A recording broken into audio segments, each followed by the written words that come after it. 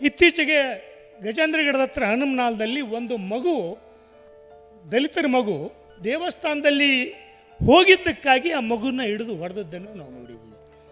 So ಅದನ್ನು ಈ cinema ಇವತ್ತಿಗೂ ಹೇಳ್ತದೆ. ಹಲವಾರು ವಿಷಯಗಳನ್ನ ಅದನ್ನು ಕಮರ್ಷಿಯಲ್ ಅಂತ ಕರಿಬಾರ್ದು ನಾವು.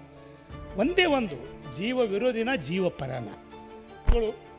ಭಾಳ ಜನ ಸಿನಿಮಾ ಹೀರೋಗಳನ್ನ ತಮ್ಮ ಮಕ್ಕಳನ್ನ ಎಂಟ್ರಿ ಕೊಡುವಾಗ ಬಿರುಗಾಳಿ, ಮಳೆ, ಗುಡುಗು, ಸಿಡ್ಲು ಎಲ್ಲ ಬರ್ತಿರ್ತವೆ. ಈ ಹುಡುಗಿ ತಣ್ಣಗೆ ಬಂದು ಸಿನಿಮಾದಲ್ಲಿ ಎಂಟ್ರಿ ಆಗ್ತವೆ. ಇವತ್ತು ರೇಪ್ಗಳು ಇಲ್ಲದೆ ಇದ್ದರೆ, ಬೆತ್ತಲೆ ಕುಣಿತಗಳು ಇಲ್ಲದೆ ಇದ್ದರೆ, ಒಬ್ಬ ಹೀರೋ ಕನಿಷ್ಠ ಒಂದು 20 ಜನರನ್ನು ಹೊಡಿದೇ ಇದ್ದರೆ ಅವ್ರಿಗೆ ಥ್ರಿಲ್ಲೇ ಆಗೋದಿಲ್ಲ. ನೀವು ಎಷ್ಟಂತ ಥ್ರಿಲ್ಲನ್ನು ಬೆನ್ನು ಹತ್ತೀರಿ? ಗೆಳೆಯ ದೇವರು ಮೊದಲು ಸಿನಿಮಾ ನೋಡೋಕ್ಕೆ ಓರಿಯನ್ ಮಾಲಿಗೆ ಕರೆದಾಗ ಅದರ ಬಗ್ಗೆ ಬರ್ತಾ ಇರ್ತಕ್ಕಂಥ ಸಾಮಾಜಿಕ ಜಾಲತಾಣದಲ್ಲಿರ್ತಕ್ಕಂಥ ಮಾಹಿತಿಗಳನ್ನು ನೋಡೋಣ ಅಂತಿದ್ದೆ. ನಾನು ಸಿನಿಮಾಗಳನ್ನು ನೋಡಿ ಒಂದು 8-10 ವರ್ಷ ಆಯಿತು. ಸೊ ನೋಡೋಣ, ಹೋಗೋಣ ಅಂಥೇಳಿ ಆಲೋಚನೆ ಮಾಡಿದ್ದೆ. ಅಷ್ಟರೊಟ್ಟಿಗೆ ಆ ದೇವರು ಕರೆದ್ರು. ಗೆಳೆಯ ವಿಜಯ್ ಅವ್ರ ಜೊತೆಗೇ ಆ ಸಿನಿಮಾ ನೋಡ್ತಕ್ಕಂಥ ಒಂದು ಅವಕಾಶ ಸಿಕ್ತು. ಆಫ್ರಿಕಾದ ಕಪ್ಪು ಜನಾಂಗದ ಹೋರಾಟದಲ್ಲಿ ಬ್ಲ್ಯಾಕ್ ಈಸ್ ಬ್ಯೂಟಿಫುಲ್ ಅಂತಕ್ಕಂಥ ಒಂದು ಕಾನ್ಸೆಪ್ಟನ್ನು ಕೊಟ್ಟರು. ನಮ್ಮ ಬರಗೂರವರು ಕಾಗೆ ಯಾಕೆ ಭಾಳ ಮಹತ್ವದ ಪಕ್ಷಿ ಅಂತ ಅನ್ನೋದನ್ನು ಅವರು ಹೇಳಿದರು. ಸೊ ಹಾಗೆ ಕನ್ನಡ ಸಿನಿಮಾ ರಂಗಕ್ಕೆ ಕರಿಯಾ ಐ ಲವ್ ಯು ಅಂತ ಬಂದವರು ವಿಜಯ. ಸೊ ಈಗ ಕರಿಯಾ ಐ ಲವ್ ಯು ಅಂತ ಬಂದು ಭಾಳ ಜನ ಕರಿಯ ನಾಯಕರು ಹೀರೋ ಆಗಿದ್ದಾರೆ. ಆದರೆ ಅವರು ಸ್ಕ್ರೀನ್ ಮೇಲೆ ಬೆಳ್ಳಗೆ ಕಾಣ್ತಾರೆ. ಆದರೆ ನಮ್ಮ ಕರಿಯ ಸ್ಕ್ರೀನ್ ಮೇಲೆ ಬೆಳ್ಳಗೆ ಕಾಣಲಿಲ್ಲ ಲ್ಯಾಂಡ್ಲಾರ್ಡ್ ಒಳಗೆ. ಅಂದರೆ ನಮ್ಮ ಬಣ್ಣವನ್ನು, ವ್ಯಕ್ತಿತ್ವವನ್ನು ಮುಚ್ಚಿ ಇನ್ನೊಂದು ಗೌರವವರ್ಣ ಅಂತ ಕರೀತಾರೆ. ನಮ್ಮ ಕನ್ನಡದ ಸಾಹಿತ್ಯಿಕ ಪರಿಭಾಷೆಯಲ್ಲಿ ಗೌರವವರ್ಣ ಅಂತಿದೆ. ಅಂದರೆ ಬೆಳಗಿದ್ದವರ ಗೌರವಾನ್ವಿತರು, ಕಪ್ಪಗಿರೋರು ಗೌರವಾನ್ವಿತರು ಅಲ್ಲ ಅಂತಕ್ಕಂಥದ್ದು. ಇಂಥ ಮಿತ್ತುಗಳನ್ನು ಒಡೆದು ಹಾಕಿದ್ರಲ್ಲ, ಅದಕ್ಕೆ ನಾವು ಧನ್ಯವಾದಗಳು. ಒಂದು ವ್ಯಕ್ತಿಗತ ನೆಲೆಯಲ್ಲಿ ಡಾಕ್ಟರ್ ರಾಜ್ಕುಮಾರ್ ಅವರು ಹಿಂದುಳಿದ ವರ್ಗದಿಂದ ಬಂದು ಒಬ್ಬ ಕಲಾವಿದರಾಗಿ ಬೆಳೆದು ಅವರು ಜನಮನದಲ್ಲಿ ತಮ್ಮ ಪ್ರೀತಿಯನ್ನು ಬೆಳೆಸಿದ್ರಿಂದಾಗಿ ಆ ದೇವರು ಅದರ ಬಗ್ಗೆ ಒಂದು ರಿಸರ್ಚು ಮಾಡಿದ್ದಾರೆ. ಜನಮನದಲ್ಲಿ ಅವರು ಅಕ್ಸೆಪ್ಟ್ ಆಗಿದ್ದ ಕಾರಣಕ್ಕಾಗಿ ಯಾವ ಲಾಬಿಗಳು ಅವರನ್ನು ತಡೆಯೋಕ್ಕಾಗಲಿಲ್ಲ. ಜನ ಅಕ್ಸೆಪ್ಟ್ ಮಾಡ್ಕೊಂಡ್ಬಿಟ್ಟಿದ್ರು, ಒಂದು ಮಾಡೆಲ್ ಅಂತ, ನಾಯಕ ಅಂತ.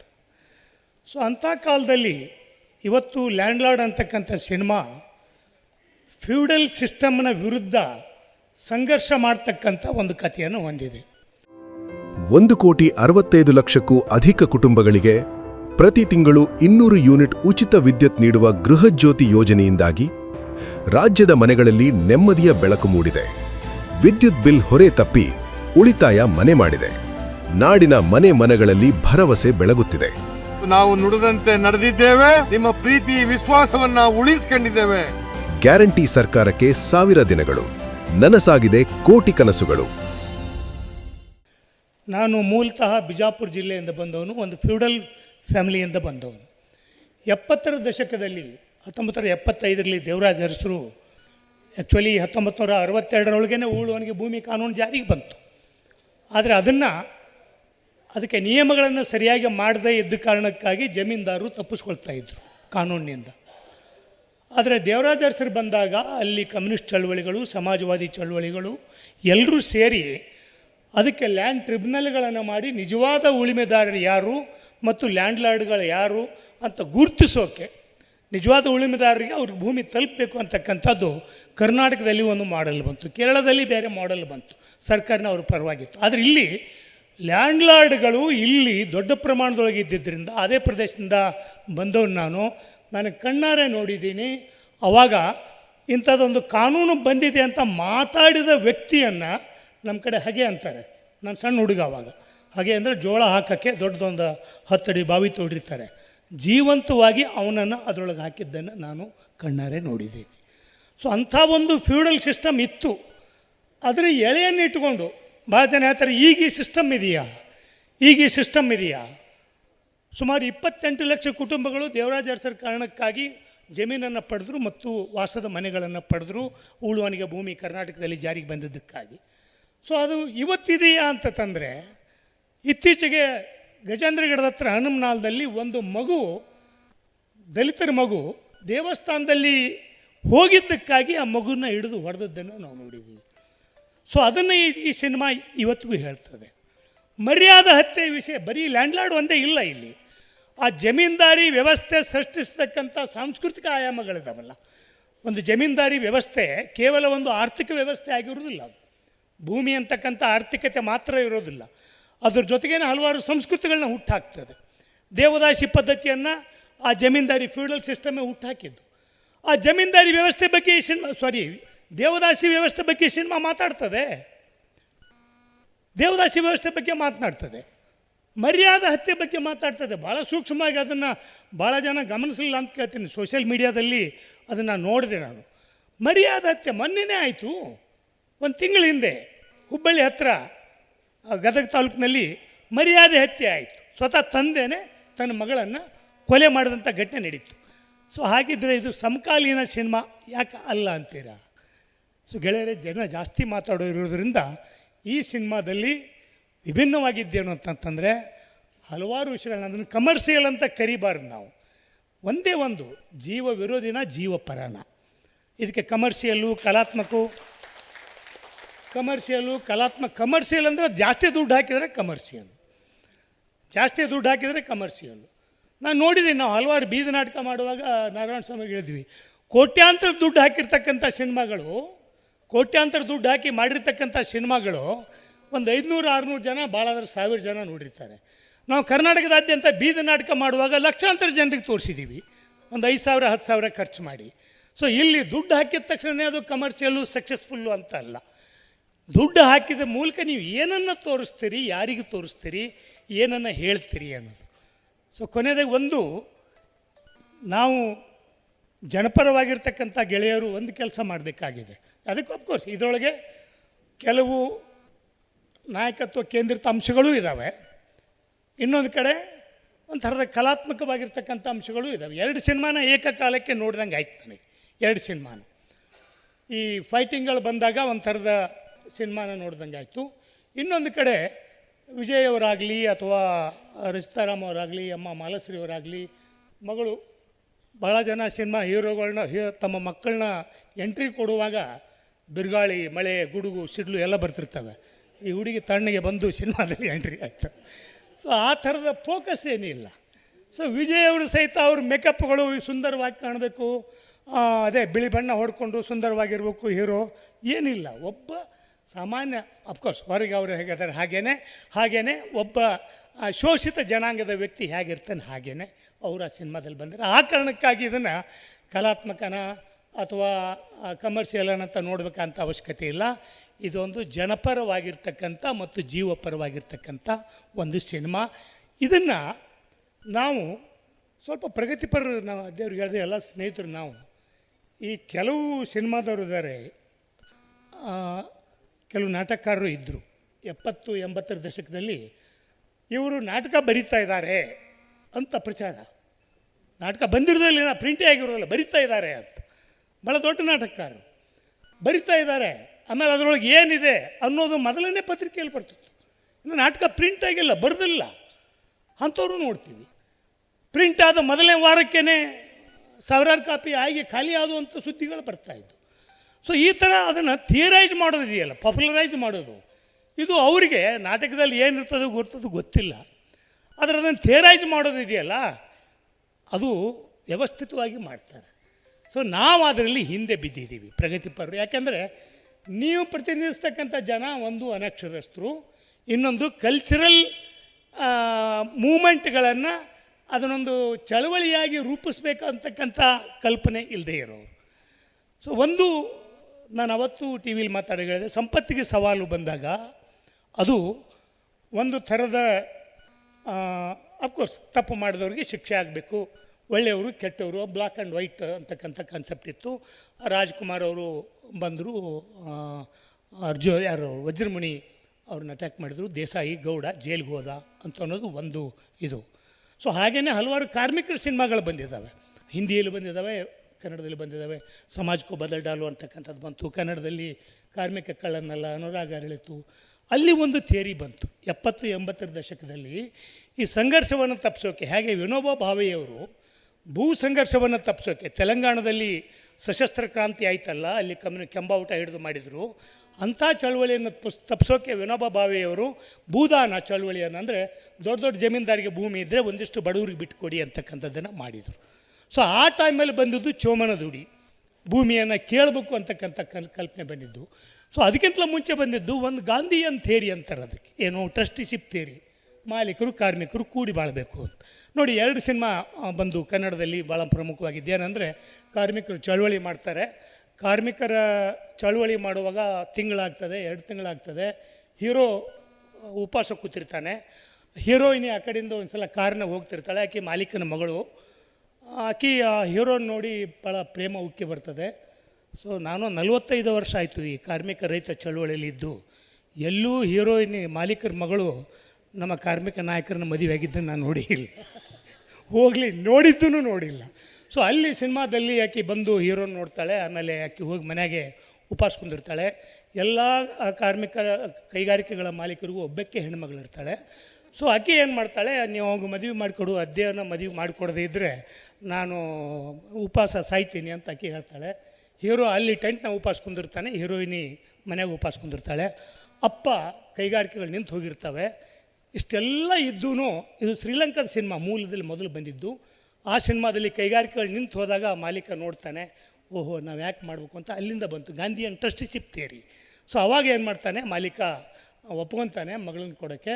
ಸೊ ಕಾರ್ಮಿಕ ವರ್ಗ ಭಯಂಕರ ಖುಷಿಯಾಗಿ, ಅಲ್ಲಿ ಕೆಂಪು ಬಾವುಟನೇ ಹಿಡಿದಿರ್ತಾರೆ, ಖುಷಿಯಾಗಿ ಬಂದು ಮಾಲೀಕ ಬಂದು ಎಳ್ನೀರು ಕುಡಿಸ್ತಾನೆ, ಇಲ್ಲ ಹಣ್ಣಿನ ರಸ ಕುಡಿಸ್ತಾನೆ. ಸೊ ಅಲ್ಲಿಗೆ ಹೋರಾಟ ಮುಗೀತದೆ. ಅಂತಿಮವಾಗಿ ಏನಪ್ಪ ಅಂತಂದರೆ ಕಾರ್ಮಿಕ ವರ್ಗದ ನಾಯಕನ ವರ್ಗ ಸ್ಥಿತ್ಯಂತರ ಆಗ್ತದೆ. ಅಂದರೆ ಕಾರ್ಮಿಕ ವರ್ಗದ ನಾಯಕ ಮಾಲೀಕನ ಅಳಿಯ ಆಗ್ತಾನೆ. ಸೊ ಅಲ್ಲಿಗೆ ಹೋರಾಟ ಅಂತ್ಯ ಆಗ್ತದೆ. ಇದು ಟ್ರಸ್ಟಿಶಿಪ್ ಥಿಯರಿ, ಗಾಂಧೀಜಿಯವರು ಟ್ರಸ್ಟಿಶಿಪ್ ಥಿಯರಿ. ನಾನು ಟೀಕೆ ಮಾಡ್ತಾ ಇಲ್ಲ, ಮಾಲೀಕರು ಮತ್ತು ಕಾರ್ಮಿಕರು ಕೂಡಿ ಬಾಳಬೇಕು, ಹಂಚ್ಕೋಬೇಕು ಅಂತಕ್ಕಂಥದ್ದು. ಅದನ್ನು ಗಾಂಧೀಜಿಯವ್ರಿಗೆ ಅವಾಗಲೇ ನಿರಾಶೆ ಆಯಿತು, ಬಜಾಜಿನ ಮೇಲೆ ನಿರೀಕ್ಷೆ ಇಟ್ಟಿದ್ರು, ಅದು ಆಗಲಿಲ್ಲ.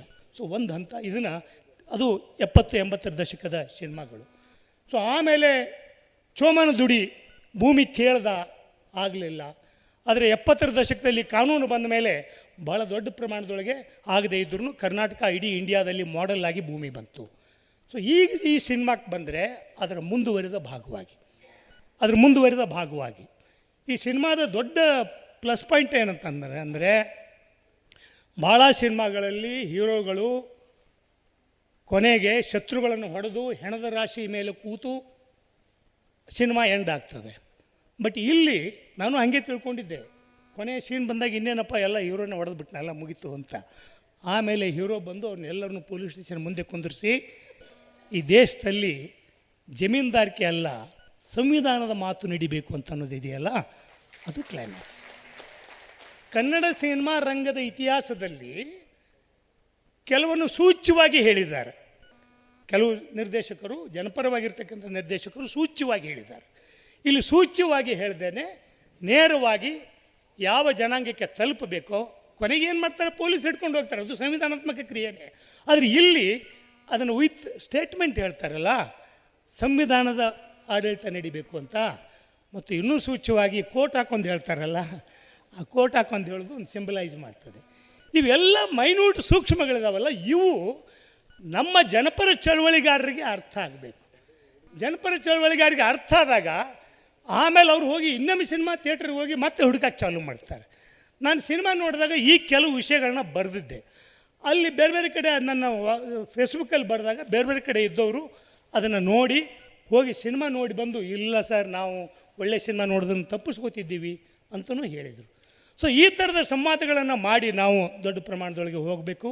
ಸೊ ಅದಕ್ಕಾಗಿ ಇಂಥ ಒಂದು ಸಿನಿಮಾ ತಂದಿರ್ತಕ್ಕಂಥ ಈ ಸಿನಿಮಾ ತಂಡಕ್ಕೆ ಉಮಾಶ್ರೀಯವರಂತೂ ನಮ್ಮ ಕನ್ನಡದ ಸಾಕವ್ವ. ಆಕೆ ಆ ಕನ್ನಡದ ಸಾಕವ್ವ ಮತ್ತು ವಿಜಯ್ ಮತ್ತು ರಿತನ್ಯ ಎಲ್ಲ ಜಡೇಜ ಅವರು ಎಲ್ಲರೂ ಒಳ್ಳೆಯ ಸಿನಿಮಾನ ಕೊಟ್ಟಿದ್ದೀರಿ. ಇದು ಒಂದು ಟರ್ನಿಂಗ್ ಪಾಯಿಂಟ್. ಅದರಲ್ಲಿರ್ತಕ್ಕಂಥ ಯಾವುದನ್ನು ಕಮರ್ಷಿಯಲು ಅಂತಾರೆ, ಅದು ನಮ್ಮ ಕನ್ನಡದ ಪ್ರೇಕ್ಷಕರನ್ನು ನಾವು ಎಷ್ಟು ಕನ್ನಡ ಸಿನಿಮಾ ಇಂಡಸ್ಟ್ರಿ ನಮ್ಮ ಪ್ರೇಕ್ಷಕರನ್ನ ಹಾಳು ಮಾಡಿದೆ ಅಂತಂದರೆ, ಇವತ್ತು ರೇಪ್ಗಳು ಇಲ್ಲದೆ ಇದ್ದರೆ, ಬೆತ್ತಲೆ ಕುಣಿತಗಳು ಇಲ್ಲದೆ ಇದ್ದರೆ, ಒಬ್ಬ ಹೀರೋ ಕನಿಷ್ಠ ಒಂದು 20 ಜನರನ್ನು ಹೊಡಿದೇ ಇದ್ದರೆ ಅವ್ರಿಗೆ ಥ್ರಿಲ್ಲೇ ಆಗೋದಿಲ್ಲ.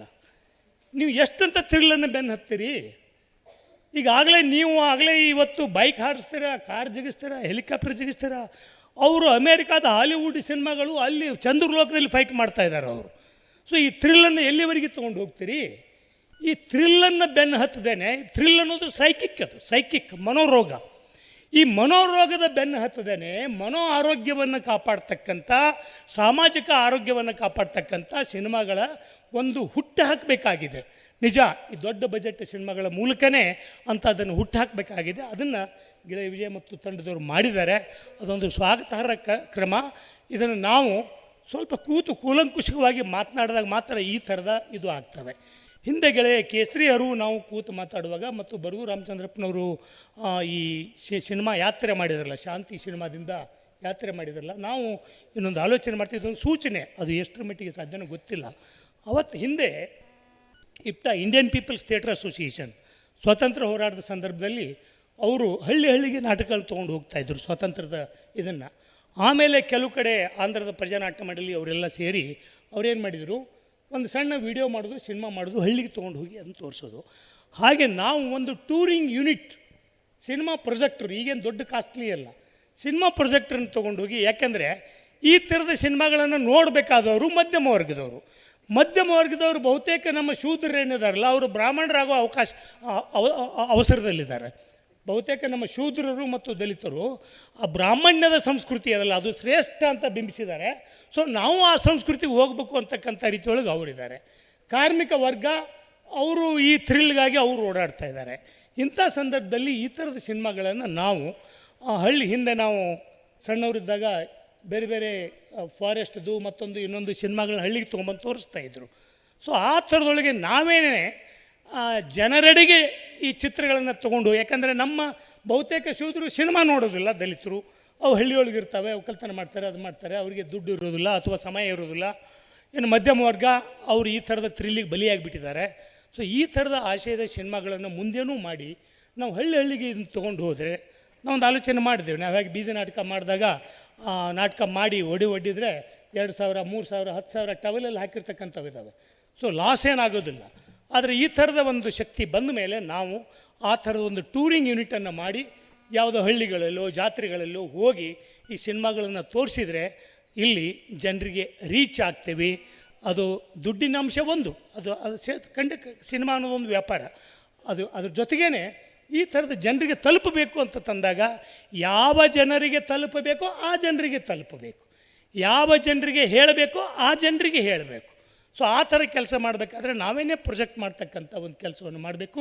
ಸೊ ಇದ್ರ ಬಗ್ಗೆ ಈ ಥರದ ಥೆರಾಟಿಕಲ್ ಆಸ್ಪೆಕ್ಟ್ನೊಳಗೆ ಇದನ್ನು ಚರ್ಚೆ ಮಾಡಿ ವಿಮರ್ಶೆ ಮಾಡಬೇಕು.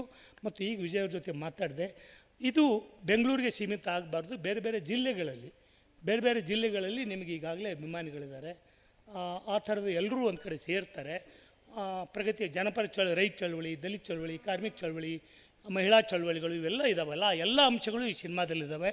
ನೀವು ಈ ಥರದ ಸಂವಾದಗಳನ್ನು ಬಿಡುವು ಮಾಡಿಕೊಂಡು ಹೋಗಿ ಬೇರೆ ಬೇರೆ ಜಿಲ್ಲೆಗಳಲ್ಲಿ ಧಾರವಾಡ, ಬಿಜಾಪುರ, ಗುಲ್ಬರ್ಗ, ಮೈಸೂರು, ಮಂಗಳೂರು, ದಾವಣಗೆರೆ ಈ ಥರದ ಮೀಡಿಯಾ ಸೆಂಟರ್ಗಳಿದ್ದಾವೆ, ಶಿವಮೊಗ್ಗ, ಅಲ್ಲೆಲ್ಲ ಹೋಗಿ ಮಾಡಿದರೆ ಹೆಚ್ಚು ಜನರಿಗೆ ವಿಷಯ ತಲುಪ್ಬೋದು. ಆಮೇಲೆ ಅದು ಬೇರೆ ಬೇರೆ ಮಾಧ್ಯಮದಲ್ಲಿ ಬಂದಾಗ ಅವಾಗಲೂ ಸಿನಿಮಾ ನೋಡ್ಬೋದು. ಉದ್ದೇಶ ಇಷ್ಟೇ, ಈ ವಿಷಯ ನಿಮ್ಮ ಶ್ರಮ ಜನರಿಗೆ ತಲುಪಲಿ ಅಂತ ಹಾರೈಸಿ ಮತ್ತು ಇದೇ ಥರದ ಶ್ರಮವನ್ನು ಮುಂದುವರಿಸಿ ನಿಮ್ಮ ಜೊತೆ ನಾವೆಲ್ಲರೂ ಇದ್ದೀವಿ ಅಂತ ಹೇಳಿ ನನ್ನ ಮಾತನ್ನು ಮುಗಿಸ್ತೀನಿ. ಮತ್ತಷ್ಟು ವಿಶೇಷ ವಿಡಿಯೋಗಳನ್ನು ನೋಡಲು ಮತ್ತು ಹೊಸ ವಿಡಿಯೋಗಳ ಬಗ್ಗೆ ತಿಳಿಯಲು EDina.com ಯೂಟ್ಯೂಬ್ ಚಾನೆಲ್ ಸಬ್ಸ್ಕ್ರೈಬ್ ಮಾಡಿ ಮತ್ತು ಬೆಲ್ ಐಕಾನ್ ಕ್ಲಿಕ್ ಮಾಡಿ.